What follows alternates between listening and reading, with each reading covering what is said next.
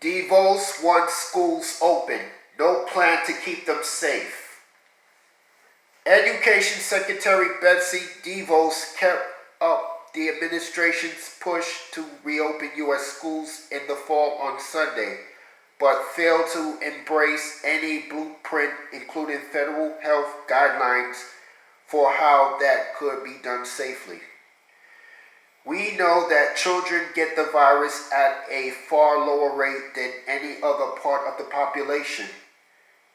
There is nothing in the data that would suggest that kids being back in school is dangerous to them, DeVos told CNN State of the Union.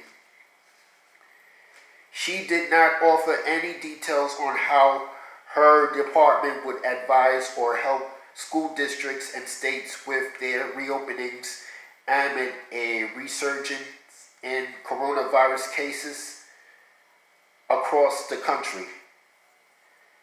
DeVos also downplayed the risk of children bringing the virus home to parents, grandparents, or caregivers. Asked if schools should follow the recommendations of the Federal Centers for Disease Control and Prevention, which Republican Donald Trump criticized last week as too stringent, DeVos said every school building is different, as is every population.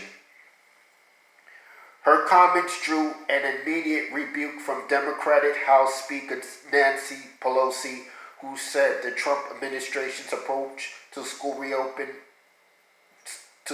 reopening was dangerous. What we heard from the secretary was malfeasance and dereliction of duty, Pelosi said on CNN. Going back to school presents the biggest risk for the spread of the coronavirus. If there are CD guidelines, they should be requirements.